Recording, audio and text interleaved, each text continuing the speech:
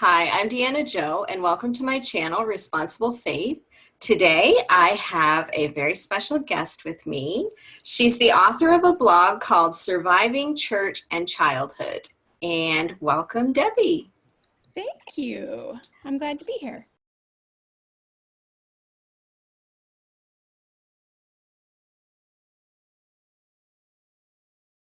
He characterizes what happened with me as adultery. He has told people that he was chased, that he's been chased by women the whole time that he's been in the UPC, some young, some old. He's repented for his sin, and therefore, everything is okay. When you went to him and told him, did he report this to the police? No. From what I've heard through the grapevine, he told people that he did, but when I spoke with the police department, they said they had no record of anything ever being reported. Well, and the fact that, did you ever have anybody come and talk to you about it? So there's a good chance that he never did report it, or at least somebody would have come to you and your mother. Right. And so, no. And, Pastor Grant is not the pastor, the everyday pastor per se in the church now. He's sort of like the senior pastor, and his son is running the sort of everyday, details of the church. But they hide behind the statue that says that whatever is said in the confessional doesn't have to be reported. So we have a clergy loophole here in the state of Wisconsin. So that law was originally written for the Catholic Church, and it was like, if you go into confession and you confess something, the priest doesn't have to report it. Well, they hide behind that. So now what they say, what their slippery words are, is we report everything that we are required by law to report. Right. What frustrates me about this when I look at it is I don't care what the law said he should do. He was my shepherd. He was my pastor. I went to his church from about age 7 to about age 17. I attended their school. I was the Bible quiz captain. I worked in all these ministries. He was the highest authority in my life. I had no access to police officers. I wouldn't have known how to get a hold of one. I had no access to teachers who weren't in the school, in the Christian school. Like, he was the highest authority in my life. And I went to him as that authority figure and told him what was happening to me. And he did nothing to help me. He just let me spin out. And so for me, I have to ask, like, where is your Christ-like compassion? Where is your love? You would think that he would sit down with me and at least check in and say, are you doing okay? But you have to also understand that our church took a very dim view of any kind of therapy or any involvement of police, doctors, government officials, social workers, anything like that, because what they were afraid of is that we would bring dishonor to the church. I feel like I was like the test case. Let's see what happens. And then they got kind of more wily over time, because eventually it turned into full on deceiving people into believing that things were being reported when they weren't being reported. So it escalated. And when I was a kid, I did ask an adult, I don't even remember who it was, but I do remember the conversation of saying, I wonder why I never heard from the police, or why, like, no one ever came to talk to me. And I remember that adult saying to me, well, because that would really bring dishonor to the church. And we don't ever want to bring the police into church matters. Like, the Bible says that we're supposed to handle things within the church. And so being a child, I was like, okay, so I shouldn't tell anybody that isn't involved in the church.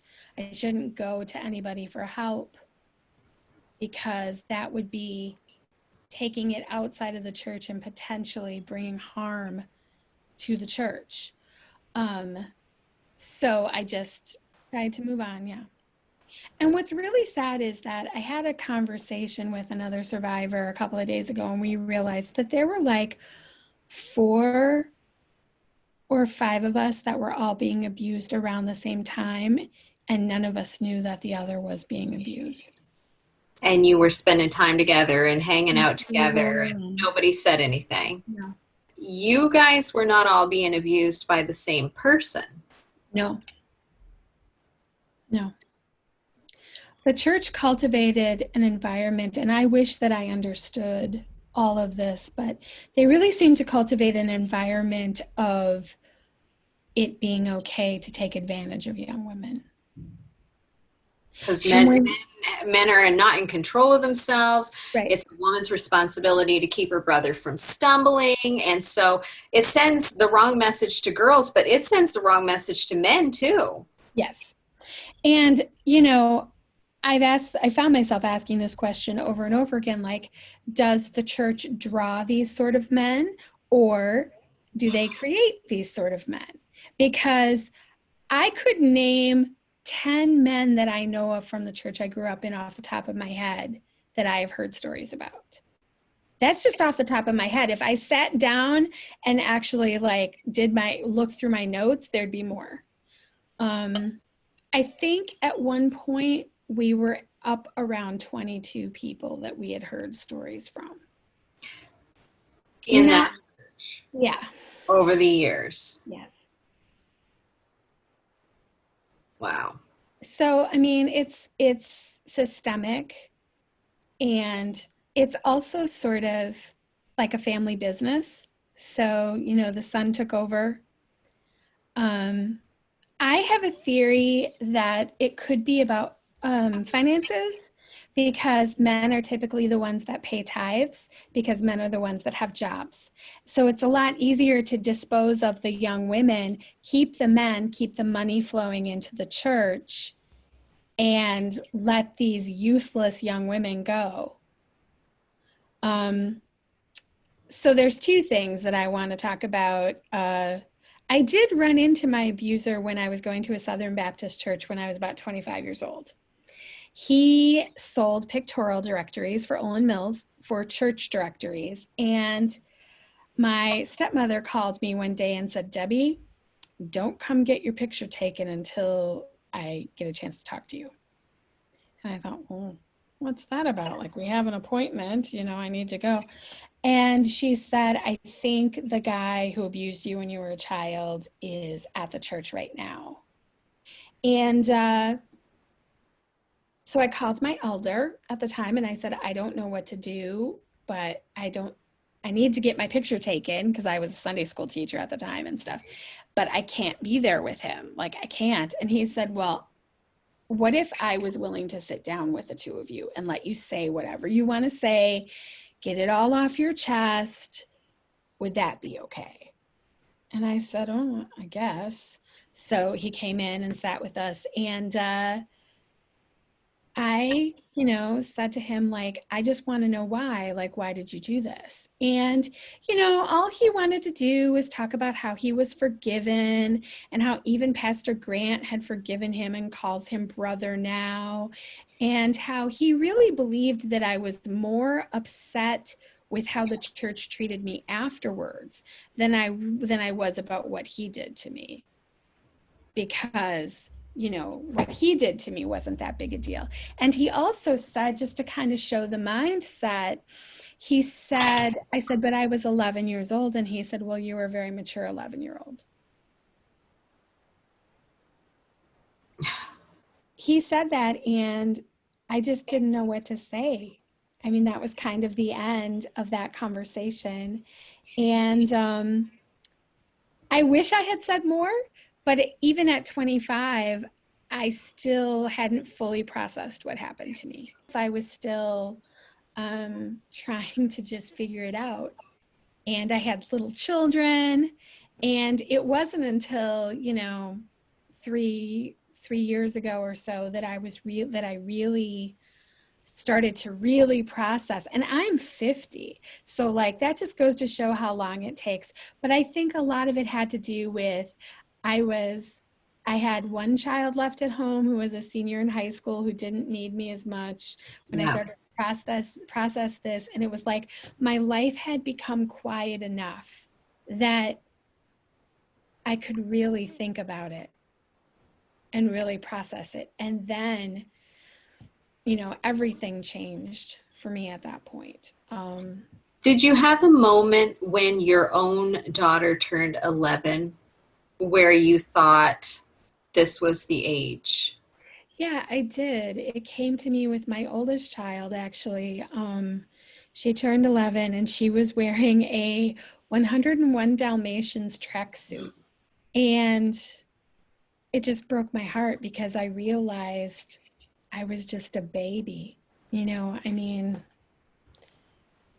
it really, because like you think of yourself, like I grew up sort of thinking of myself as being this like Jezebel, this like temptress, this like evil person.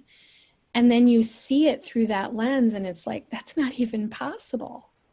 Because my daughter, at least, I mean, my daughter had grown up with like a television set and going to public school, and like I raised her differently. I was so sheltered and innocent. And, no one had had a sex talk with me. Like I didn't know. A lot of the times when he was doing things to me, I didn't know what he was trying to do. I really didn't have any understanding. And so when I looked at her, it just broke my heart for myself. Yeah. Clarity. Yes. Yeah. But even so, it was a moment and then it was gone. Like it took, and this is something that I think is really important to talk about. A lot of women who are sexually abused as children, we know from scientific study that a lot of women don't come to terms with it until they're in their 40s. But by the time they come to terms with it, it is already too late for them to do anything legally. Right. Justice for what happened to them. So for me, I have to live with knowing that my abuser is out there in the world, pastoring a church, coming into contact with children, and there's nothing I can do about it except speak out about my experience. And we also know from scientific study that men who are attracted to children don't generally stop being attracted to children. No. And so, and I think that that's something that is a problem within the UPC, because there's this whole attitude of like, well, he repented and God forgave him. And so now he's healed and he's fixed and he can go on and be in the ministry and do whatever. And so they will say to me, well, why can't you just forgive him? Christ has forgiven him. And so you should let this go. But from my perspective, if he's still saying it was adultery and he's not willing to cop to the fact that he molested an 11-year-old child, then has he truly repented? Well, by calling it adultery, he is minimizing his role in it. Right. And I will tell you that I have had people say to me that pedophilia is not in the Bible, so therefore it is not a sin. I have had people say to me that some part of me must have wanted that or it wouldn't have happened. These are UPC people. My previous pastor remarked that I was always a loose child. What is a loose child? It doesn't exist. And the thing that's so crazy about that comment is, in our church, I could have been thrown out of any ministry that I was in for getting caught in pants or having clear nail polish or using too much chapstick and having shiny lips. Like any of those things could have been an excuse to remove me from all of the activities that I was participating in. So if he really thought that I was a loose child, there's no universe in which I would have been allowed to continue. Right. To participate. So that's just what he's saying now to cover to kind of cover his butt. But, you know. Well, and it comes back on him again. Okay, say you were a very sexually aware child. That, to anybody with a brain in their head, is a red flag. And you think, Yeah. okay, what is going on in this child's life? They seem to know more than they should know. Maybe something is going on with them. This is something maybe we need to have a few conversations in a way that's not scary to them, to just sort of see if they're being abused. And from my perspective, so I've raised 4 kids. I have 3 girls and 1 boy. I was also a Girl Scout troop leader, and I had like 25 girls. As an adult, even if this child isn't related to me, if I see something that I think is unusual, I feel like it is my moral responsibility to do something to help that child.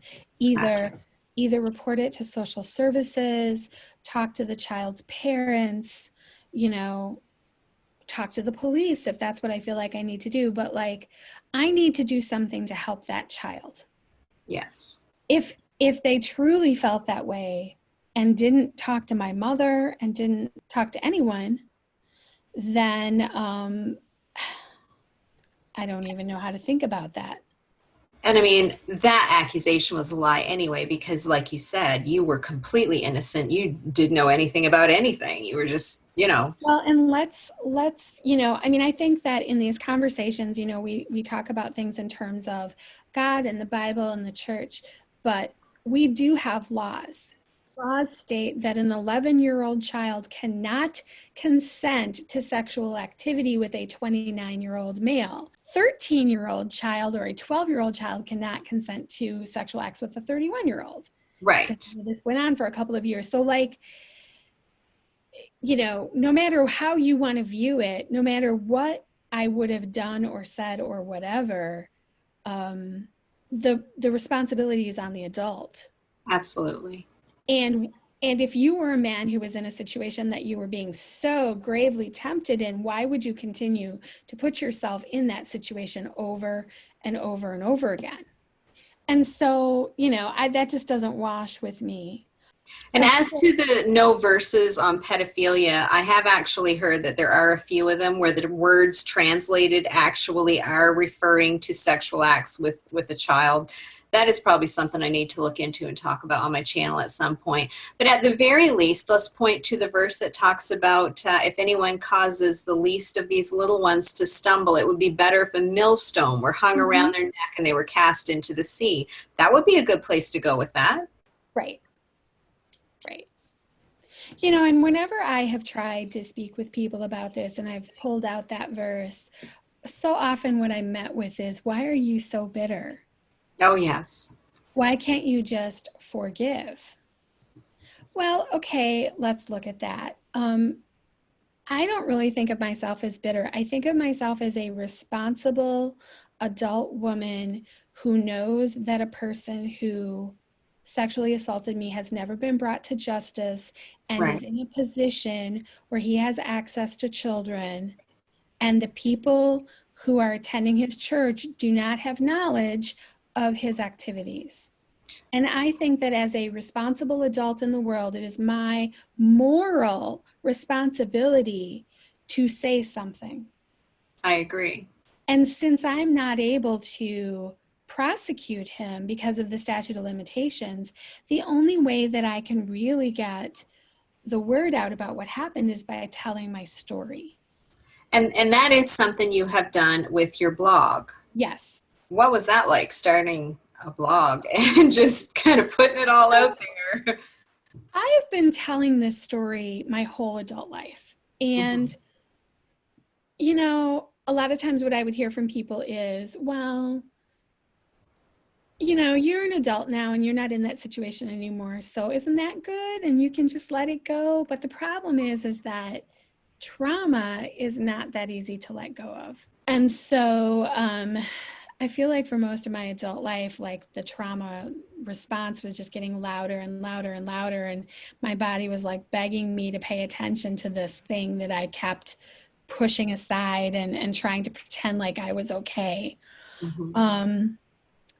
I was sitting on my sofa one night, and a friend of mine contacted me, and she said, you need to go look at Twitter, because there are a bunch of women on Twitter right now talking about very similar situations to what happened to you growing up.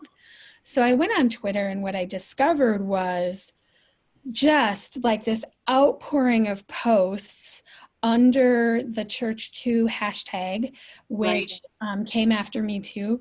And it was just women from all walks of spirituality, not just Christianity, Judaism, Jehovah's Witnesses, like everything you could think of. And some men just pouring out their stories of abuse that happened in these religious organizations, oftentimes by clergy. I was reading these stories and I was just overcome with emotion. Mm-hmm. And what I was noticing as I was reading them is there's no UPC women, there's no UPC women, there's no UPC women. And I thought, I have to tell my story, just to represent the fact that I grew up UPC and this happened, and that organization is not free from this sort of activity. Right. And so I started out telling my Church Too story of what happened to me. And then it was like this dam burst inside of me, and this raging, like a river of emotion poured out of me onto the page. And I just kept writing and writing and writing and writing. And through, and my hope was, if I can help even one young woman, because for me, from the moment that happened to me, I felt dirty and I felt like I could never get clean. And if I could help one young woman not feel that way about herself, it would be worth it.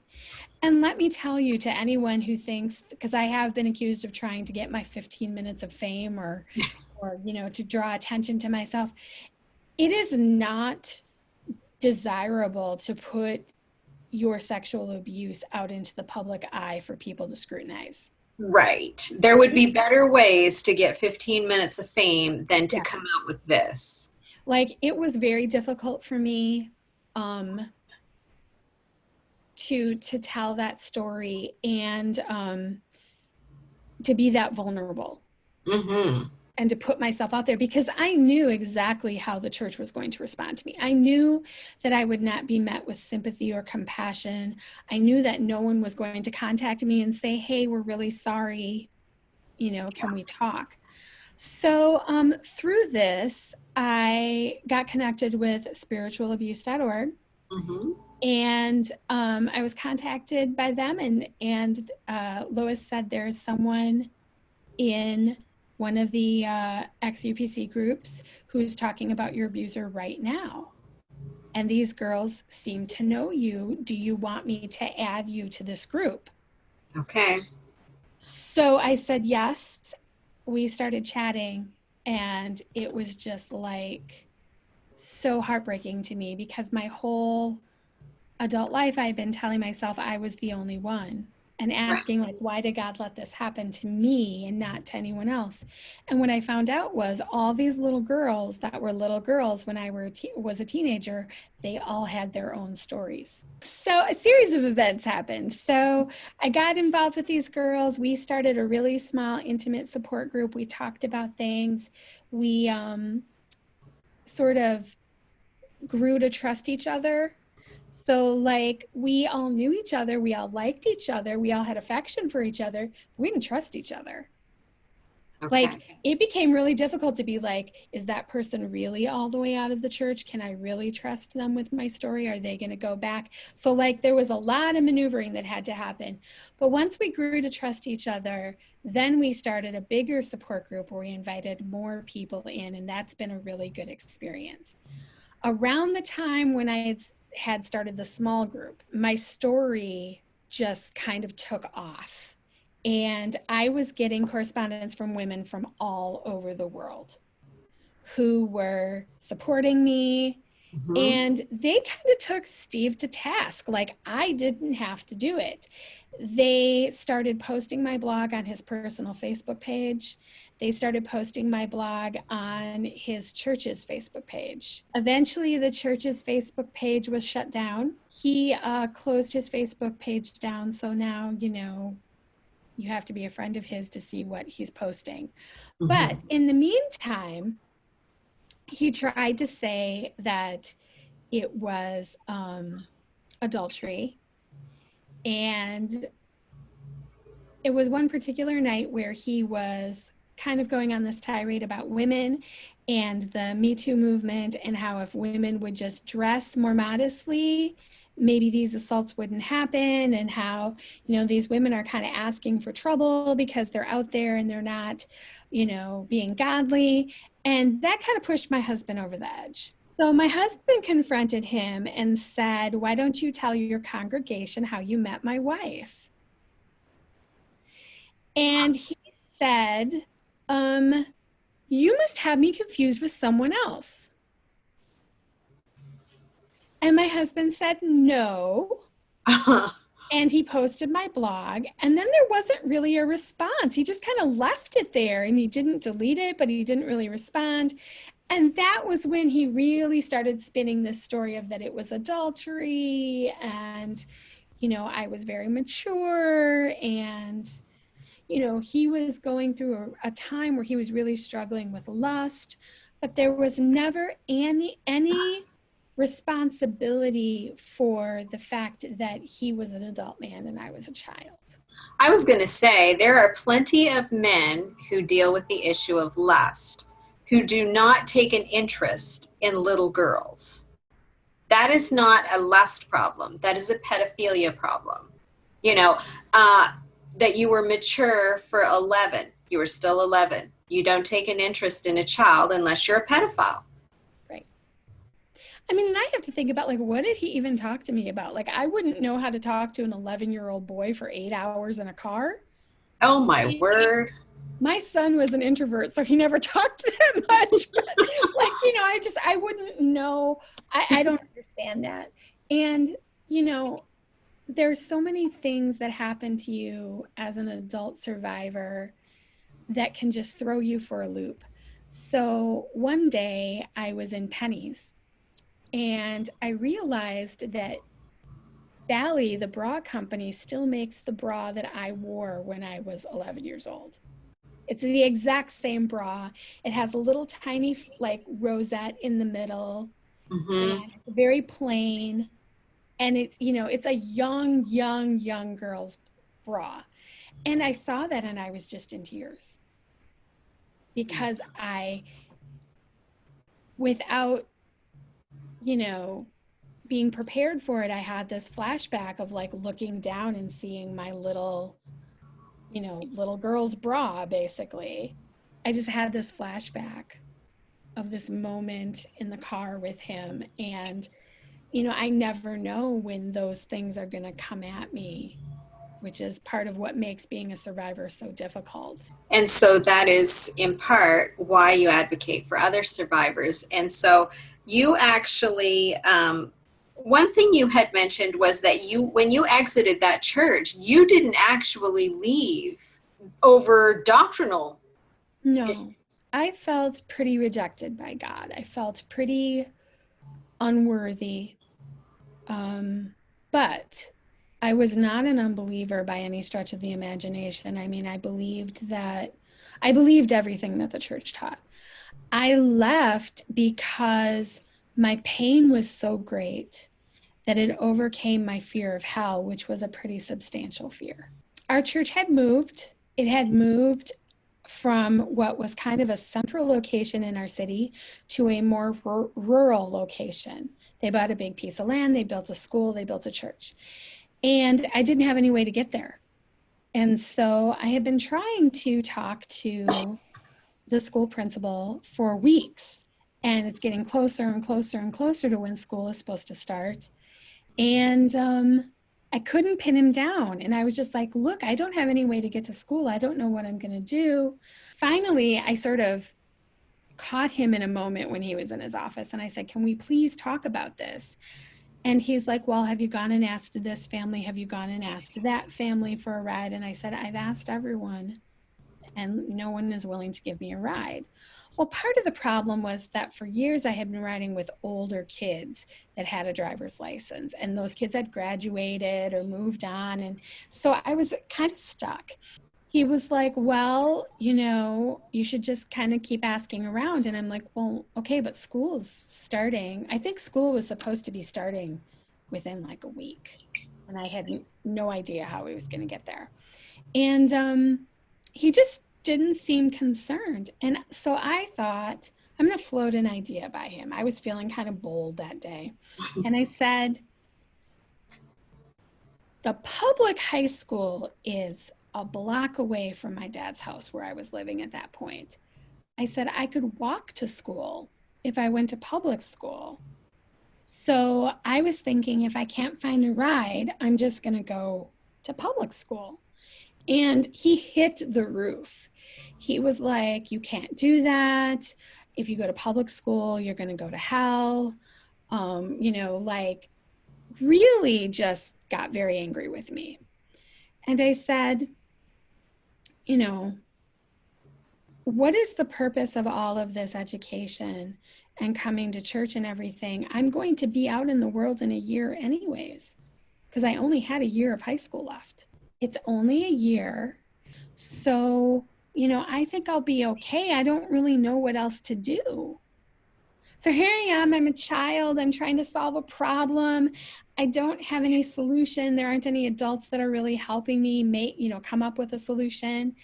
And all he had for me was condemnation.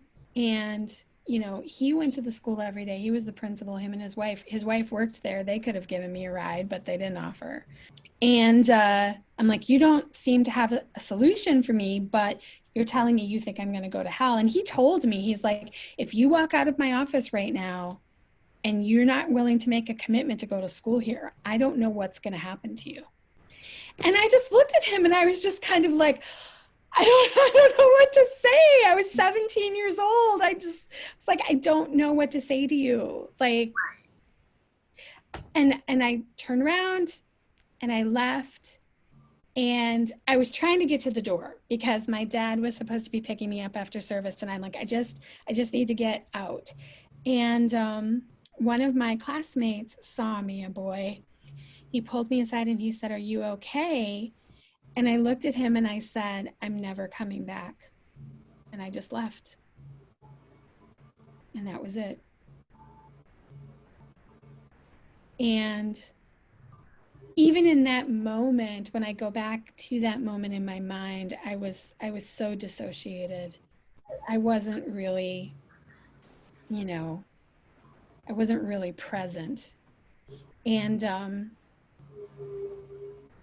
I didn't come back. I still believed, and I felt very guilty. I was really worried about going to hell. No one came looking for me. No one ever showed up on my doorstep or called my house or called my parents. It was like I had never been there.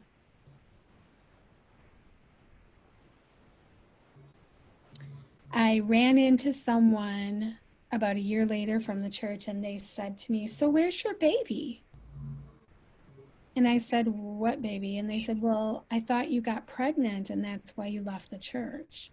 Of course. And I said, no, I don't.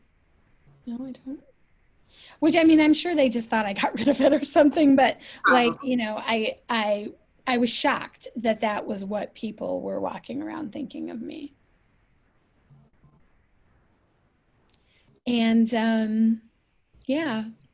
And that was kind of it. And it was like I never existed. And here I was, this child that had been so involved in everything, had gone to church there, had, spent so many years, 10 years there.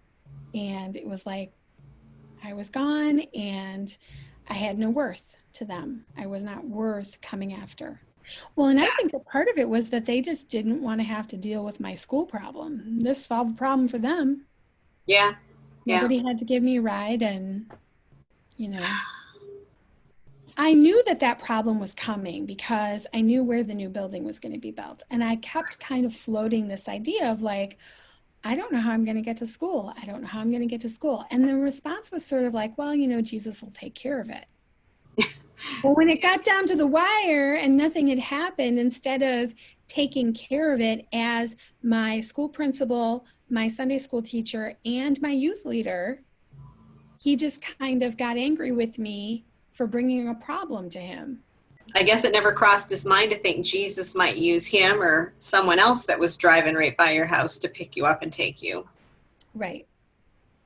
Yeah. So I didn't leave because I was bitter or I was broken. Right. I was brokenhearted. I was sad. I had been dissociating for a while in services. I just kind of disappeared. I kind of faded away. It's sort of like a plant. If you don't water it and you don't give it any sunlight, you know, it's going to die. And that's sort of what happened to me. And having been through everything you'd been through, that was just kind of the final straw. That was the breaking point where you just couldn't continue anymore. Well, I mean, I had started to see the hypocrisy. Right. I was an older teenager. I could see the hypocrisy, and I started to sort of disengage emotionally. So I was always the kid in the second row or the first row with my tambourine, you know, and Yeah, the tambourines. singing and whatnot. And so I started sitting in the last row. Okay. And so then, you know, as I got more and more depressed, I stopped singing.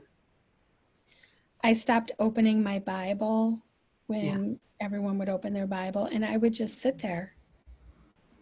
And I was so sad, and so I felt so rejected and unwanted and unworthy. And I knew that there was no way that I could continue to go to church there, in part because how was I going to get there? The whole thing had moved out to this location that I had no way to get to. Right. And I was going to have to beg people for rides. And I didn't have money to give people like gas money and things like that. I was a young teenager, you know, so it was like I could see that this was going to be a problem. I was looking for help coming up with a solution, and I felt like everyone was just kind of shrugging their shoulders at me. And if you want to give a kid the message that they don't matter or that you're not that invested in them being around, that's the best way to do it, to just kind of be like, I don't know. And that's what it did for you. Mm-hmm. Yeah. So now, all these years later, you said that you have been accused of being bitter. Yes. They love that. That's like Your favorite accusation. I've been it accused. is their favorite accusation. I have been accused of being bitter. And I don't really think that I am. I think that I'm sad. Mm-hmm. I have tried to reach out through my blog. I wrote an open letter to the current pastor. I tried to reach out to them and I said, will you sit down with us? Will you talk to us? Like, I'm trying to approach you not from a place of anger, but from a place of saying, you guys raised me. Yeah. Are you not interested in hearing what I have to say? And so, and several other women did, by the way, also write letters like that.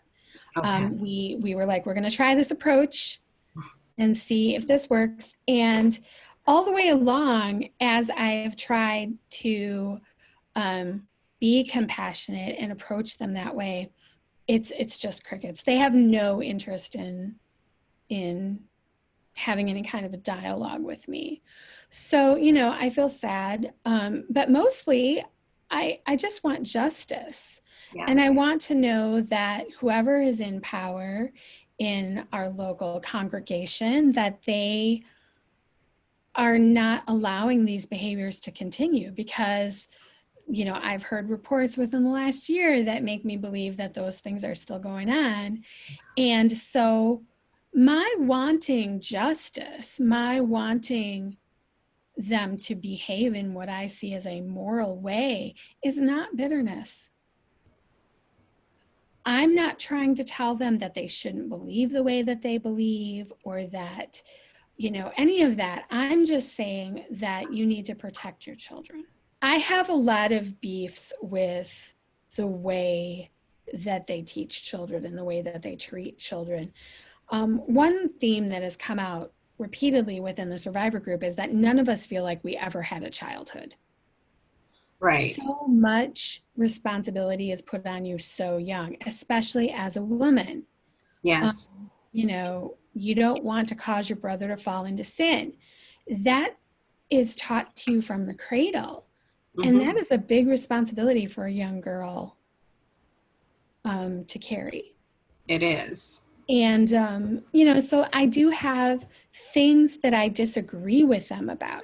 I disagree with them when it comes to teaching children about hell and the rapture at such a young age in such a graphic way. I agree. So I have issues with them in that area, disagreements, but that's not why I'm speaking out. I'm speaking out because I have complex post-traumatic stress syndrome because of growing up in that church. Right. At least in part. I don't want anyone else to go through that. And I've also spoken up because I know that for every person who's willing to come out and say this happened to me, there's probably 10 others that it's happened to that are too afraid to speak out. Users abuse multiple victims. It's proven. I mean, the numbers vary, but when you start looking up the numbers, even if you just take the median number, it's shocking. Well, and these men, they move from church to church. Yeah. And no one, like, their reputations don't follow them. But also, like, when I'm talking about victims, I'm saying, like, if I know of 22 instances where something inappropriate happened, there's probably 50, because not everybody even feels comfortable talking to a bunch of survivors about what happened. Right. I've had so many people that have contacted me and said, this horrible thing happened to me, or this horrible thing happened to a family member of mine, but they can't tell me the family member's name because the family member is afraid. Yeah. And they can't tell me the name of the person that did it because the family member is afraid. And I've sort of become a container for all of these stories. And that must be very heavy. Yes. Yes. So if by telling my story, I can help ease someone else's trauma, make them feel less alone, because I felt so alone for so many years in my experience. If I can help someone feel less alone, if I can, provide a platform for other people to tell their stories, then I want to do that. There was a bill that you advocated for. Talk about that for a second and what has happened with that. That was so scary.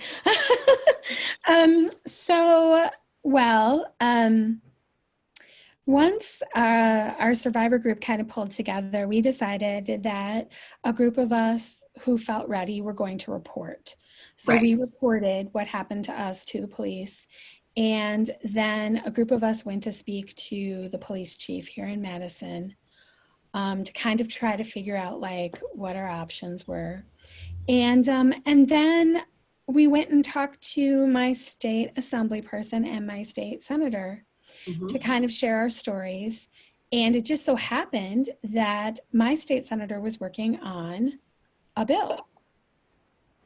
Or actually, one of the assemblywomen was working on a bill in coordination with the state senator. And this bill was a Child Protection Act, which basically would get rid of the statute of limitations for civil cases and also close the clergy loophole, because Right now, our state is really deadlocked. The Republicans and the Democrats do not work together, and they sort of decided we're asking to end the statute of limitations. We might as well ask for what we want because we're probably not going to even get the statute of limitations reduction. So we're just going to ask for everything we want. And one of the things that they've literally been trying to get rid of for 10 years is the clergy loophole. And they can't get it done. No, we can't get any Republican support here in Wisconsin for that. We can't get any Republicans to sign on to the bill. And so I was asked to share my story along with another survivor at a press conference announcing these bills. So I got to get up in front of all the reporters and share my story, which was terrifying. You did a great job, though. We were also featured in our local paper, so we got to tell our story there.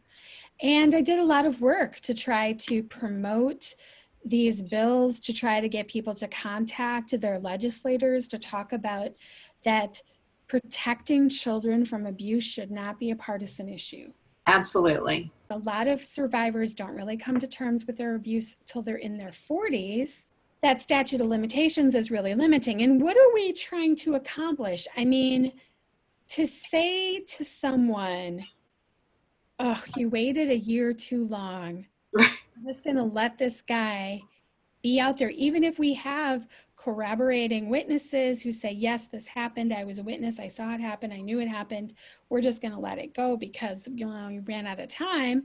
So that's one issue. A second issue is, so if a child goes to their teacher and says, this person is abusing me, then that child will get all kinds of assistance. That teacher will go to the authorities, you know, social services kicks in, all of these resources and supports kick in for this child.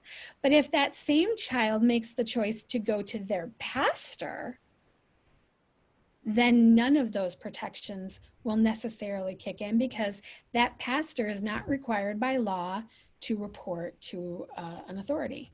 And so I don't feel like children should, whether or not they get support and whether or not a pedophile is brought to justice shouldn't hinge on who a child feels like they can tell their story to. Right. And that should be something we can all agree on, no matter which side of politics anybody falls on. That should be the one thing we all agree on, is protecting children. But the problem is that there are a lot of men and women, less so, but men, who are committing these crimes across all kinds of religious organizations. Right, exactly. And so these religious organizations will not support this bill. And since Republicans in Wisconsin are primarily supported by like evangelicals, if the evangelicals don't support it, then the Republicans are not going to support it. And so it has become a situation where we can't get the legislation passed. So it's going to start all over again. It's going to have to be re-presented all over again. And this has been going on for like 10 years. So why won't the evangelicals support it? I don't understand that. Because the churches have hidden so many of these men, and because they don't want to pay the payouts for the lawsuits that are coming. And this would be a good time to just pause for a second and say, if you are taking or sending your kids to Sunday school and thinking because this is a Christian church or any kind of a church, maybe a synagogue, whatever, that because these are supposedly holy people that you can just kind of sit back and relax and expect. Do not make that mistake. You still have to be on guard. Exactly. And I also want to say that when I was a kid, our church spent a lot of time talking about how bad other churches were, how bad the Catholics were, and all of this. And it looks like the UPC has the same problem that the Catholic Church has. So are they really so much more moral, so much better than the Catholic Church or these other churches? Because it seems to me from what I've heard that this behavior crosses all all sorts of organizations, all sorts of walks of life. It is not something that is solely happening in the Catholic Church. Oh no, the Southern Baptist Convention has major scandal going on right now. I mean, this is across all groups. But it's always interesting to me how the UPC will present themselves as being above every other group. And then when you bring up an issue like this, the very first thing they say is, well, it's not just in our group, it's across all the groups. Well, if you really are more spiritual, should it look exactly the same, or should you be handling this better and maybe have less of it? Well, and should it really be, well, we can't speak about this because it'll bring shame on the church? I mean, you should be willing to have everything out in the open for everyone to see if you're doing the right things. There shouldn't be things that you have to hide. Right. And I mean, things always come to light. And so what? You hide it now to protect the reputation, as opposed to it coming to light and people thinking, okay, this church actually, it has problems at times like you would expect, but they deal with them, and that's a good thing. Instead, they hide it, and then it comes out later on, and it just makes it look like that they're a bunch of hypocrites, that they're sneaky, they can't be trusted, and it's not a safe place to take your kids. And so I don't understand why they all think, let's hide this and cross our fingers and hope for the best. Yeah, I don't know either. I mean, because I think the UPCI will say, oh, we don't encourage that. Like we want these men to be brought to justice. And if you see something like this, you should report it. Right. But that's not what's actually getting down into congregations. So. Well, I think they all say that. Mm-hmm. I mean, every church group says that. Yeah. Oh, report, yes, we do it the way we're supposed to and all of this stuff.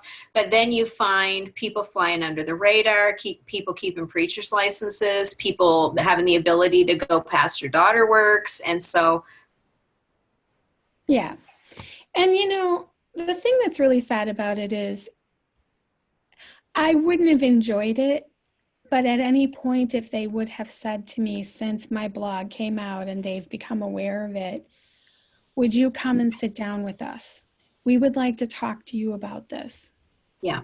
We would like to get some healing with you. Right. Anything like that, I would have done it. I would have been uncomfortable. Mm-hmm. I wouldn't have enjoyed it, but I would have done it. I have continually looked for mercy from them and compassion, and continually found nothing even close to resembling that. And not only could they have tried to find some healing with you, they could have learned from your story to better prepare them to deal with things like this in the future, to put measures in place to try to prevent things like this from happening. Well, I have to wonder, at least with the church that I grew up in, at what point do you ask yourself, why did we lose almost an entire generation of girls? Where are all of our children?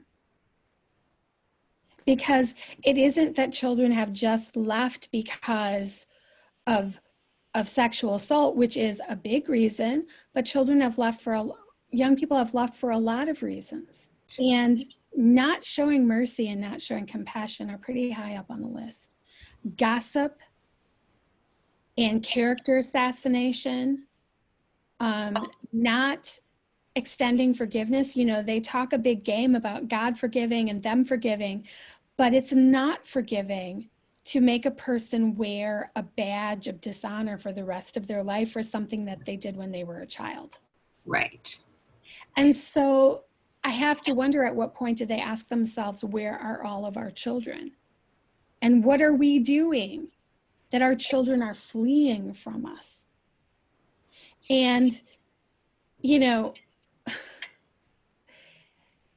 that's the thing that really gets to me, because I grew up in this church and I heard them talk over and over again about, how the shepherd goes after the one sheep.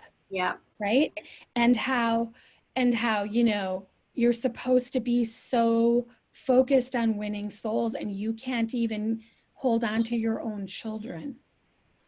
So, you know, they could learn a lot from many of us if they were just willing to sit down and listen to why we felt the way we felt.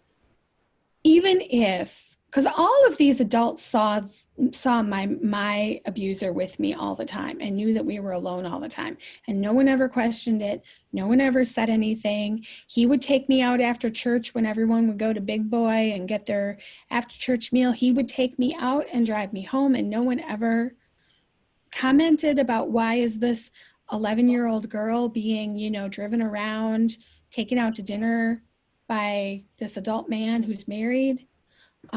So like I could forgive them for maybe not knowing what to say, maybe not knowing what to do. But the way that they treated me afterwards was so toxic and cruel and without love. Even after everything that happened, maybe I could have healed sooner. I could have preserved my relationship with the church if anyone had shown me love, had taken me under their wing, had given me support, had prayed with me, had offered to help me find healing, had been willing to see me as something other than, you know, a seductress. Yeah. So it wasn't just your abuser that failed you. It was the entire church and the pastor. And that's a sobering thing for those of us who still profess faith in Christ to think about, that the church has the ability to be so self-focused that it can destroy people.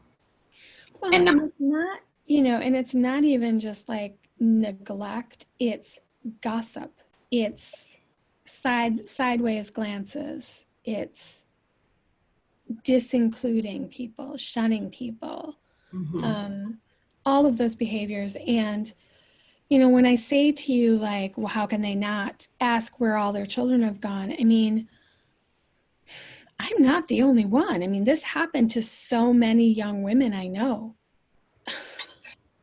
And I just wonder, like, how can they be so blind? It almost seems like it would have to be intentional. And that's so hurtful to think about, isn't it? It is. It is. And in our church, you know, we did have a hierarchy. If you were an elder's child or a minister's child, you were treated better. You could get away with things that other kids couldn't get away with. If you were someone who gave a lot of money to the church, you had a higher level of esteem. You know, so here I am. I'm half Mexican. My parents don't come to church. I was sexually assaulted. Like, did they really want me around? I mean, they couldn't even answer the question of when I asked them of like who I was allowed to marry. You know, because they didn't, You had to ask something like that? Well, yeah, because they didn't believe in interracial marriage. And when I got to be a teenager, I had, you know, young boys who wanted to sit by me in church, who were interested, who came to me and was like, my parents don't want me to because you're Mexican. So I started to ask, and I was also, you know, it was never said over the pulpit, but there was definitely an undercurrent of racism that was always present. Right. And I finally had to ask, I was like, so because I'm Mexican, does that mean that I need to marry someone that's Mexican? Or can I marry a white person? Like, can you give me a definitive answer? And no one wanted to give me a definitive answer, because I don't think they had one. I don't think they wanted to say, well, you have a drop of Mexican blood, so you have to marry a Mexican. Because my big question was like, because at that point in Madison, there were not a lot of Mexican people. So I was just like, how am I supposed to find a husband? Yeah. Like, teenage girl, you might want to go on a date or two. I didn't see a lot of I wanted to go to Jackson University so bad, Bible college, and I didn't see a lot of Mexican boys coming to visit from Jackson. When they came through, there just weren't any. I don't think there were any people of color at that point that came through with them. So I was concerned, I wanted to know, partly because, again, I wanted to be within God's will. I wanted to follow whatever the pastor thought was the best thing for me to do, but I couldn't get anybody to answer me. And I had a feeling that no matter what the answer was, there was going to be people who would give me the side eye and think that I wasn't doing the right thing. Right. So, that was something that was always present. So if I left, they were kind of getting rid of a problem, right? I've got this kid who's always wanting rides to activities and who, is a minority and who doesn't have any money, because I was going to school on a scholarship. Okay. So, I don't know if that was the motivation, but, they didn't seem real invested in coming after me. So. And that's sad. And I will also mention that when I was 16, I was dating a man in his 20s in the church, and they all knew he was in his 20s. His sister and her husband were very prominent members in the church, and no one ever commented about that relationship either. What do you mean in his 20s? Like 20? No, like 23-ish probably. Okay. And no one really said anything. And he was too old to be dating a minor. Absolutely. And he went on to date someone much younger than me after I left. And what I would really like is I would like the UPCI to come in and clean house in this church, because they are an affiliated church. Like I said, I don't want to tell people what to believe. Like, if you're in the UPC and that's what you believe, then, live and let live. I'm fine with that. But I do believe that the UPCI has an obligation to come in and do an investigation. And they are aware. They've been made aware. We have tried even to get an audience with the current Wisconsin district. We have sent messages through Facebook, and we've tried to get them to answer questions for us, and nobody wants to talk to us. As soon as we start asking questions, all of a sudden you can't comment on that post anymore. They won't respond to your messages. And so, ultimately, I think if the UPCI cares about keeping women in the church, protecting children, if they care about being seen as being godly and Christ-like, then they at the very least need to go in and do an investigation. Yes. And my hope would be that they would remove the current leadership and replace them with people who are more, who can be trusted as shepherds with a flock, who can be trusted to take care of children, to look out for children. I do believe that there are good people within the United Pentecostal Church, and it would be wonderful if there was somebody with some clout who would listen to this story and take it to heart, not take it as an attack on the UPC, just take it as a story that's uncovering an existing problem that needs to be dealt with for the sake of their own people and their own children ongoing. You don't even have to come to me and say, thank you, Debbie, for bringing this to our attention. Just do it. Just do the right thing. Yeah. Do the right thing. And care about your children And I guess I would say young women aren't disposable. Absolutely not. So I guess I can close with this question. What would you tell someone who has been or who is currently being sexually abused? What advice would you give to them if they're watching this right now? Oh, goodness. I would tell them that they're worthy, Yes. that there's nothing that they can do to cause something like this to happen. If they're an adult survivor and something happened to them when they were a child, I would remind them that they were a child and that the adults were the ones responsible to stop what was happening or to prevent what happened. Right. And I would tell them to seek help. There is no shame in going to therapy. There is no shame in telling your story. There are lots of us out here that are willing to support you, are willing to listen, are willing to share tools for healing. Right. And if you are an adult experiencing sexual assault and sexual abuse, there is something you can do, and you can reach out for help. Mm-hmm. You can call your local police precinct, and almost all of them have, a sexual violence unit, and Yeah. they are trained. They know how to be sensitive. They know how to talk to victims. They're not going to, push you to do anything you don't want to do, but they will be able to get you connected with resources. And there's lots of resources out there. Lots of people out there waiting and willing to help you.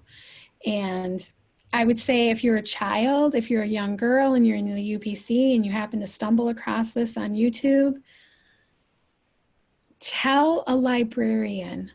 Yes. Walk into a library, tell a librarian. Mm-hmm. Walk into a police precinct. Tell your doctor. Yes. I know that it's hard because a lot of times, girls are not left alone with adult authority figures. But as soon as you can find that moment when you're alone and you can tell an adult, tell a neighbor.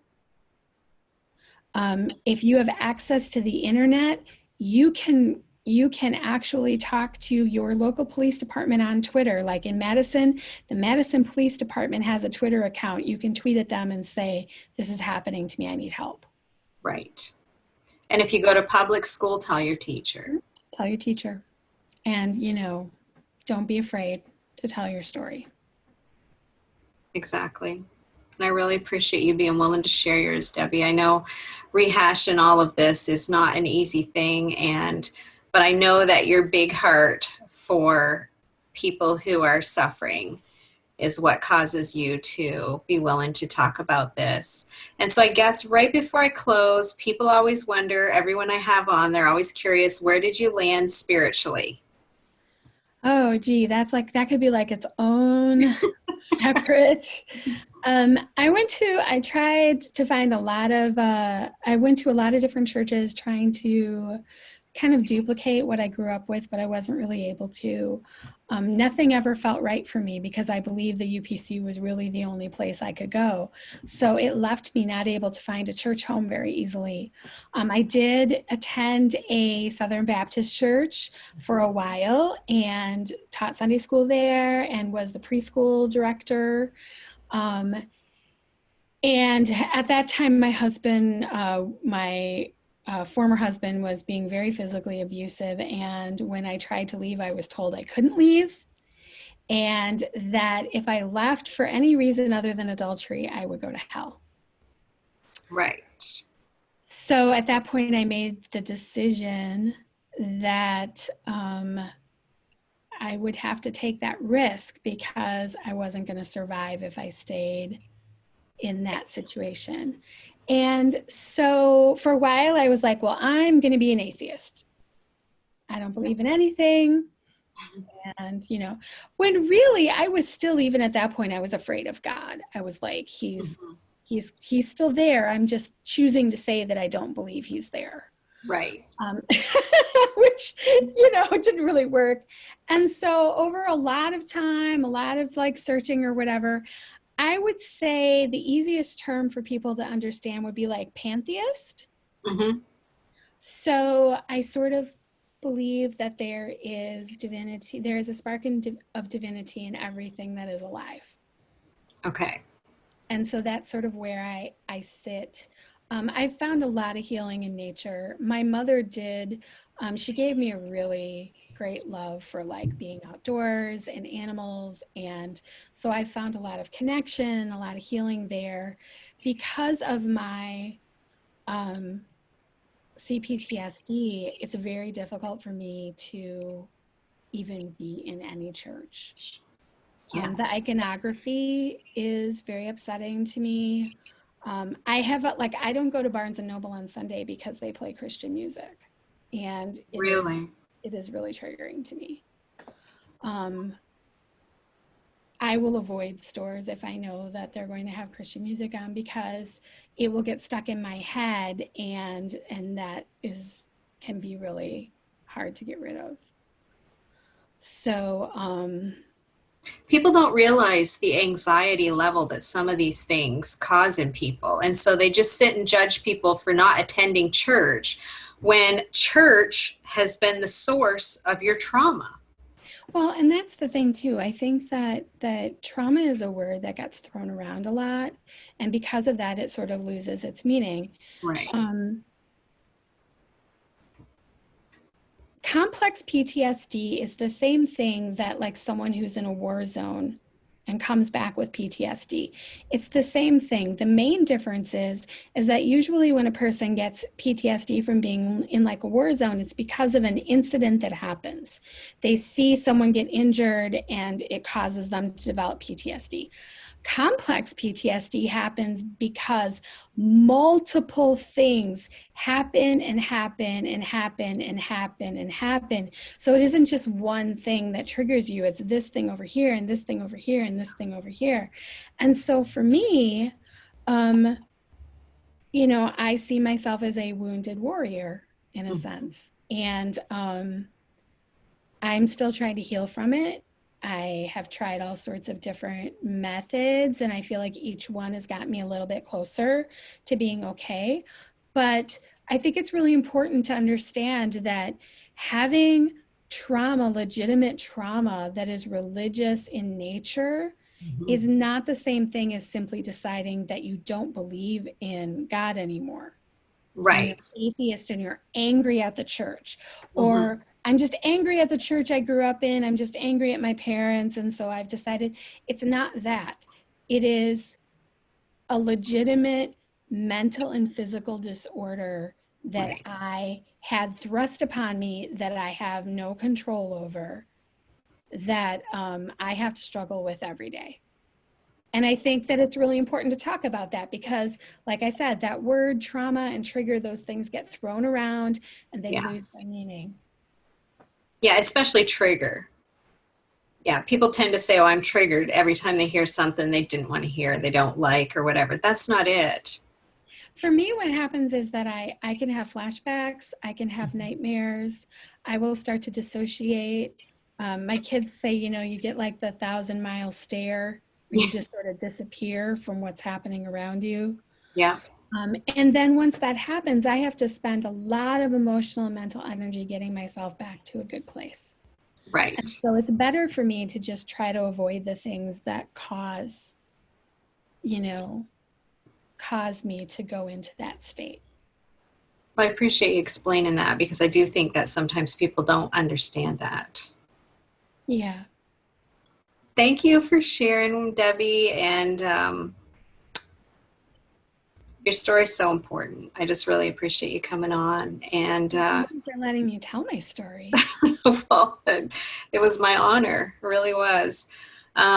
So I guess I would just say if you enjoyed this video and you found it helpful, You can hit the like button, and if you want YouTube to notify you when I post a new video, you can subscribe and hit the little notification bell, and you'll be notified whenever I post a new video. So I would say thank you for watching, and Debbie, thank you so much for coming on, and I wish everyone a good day.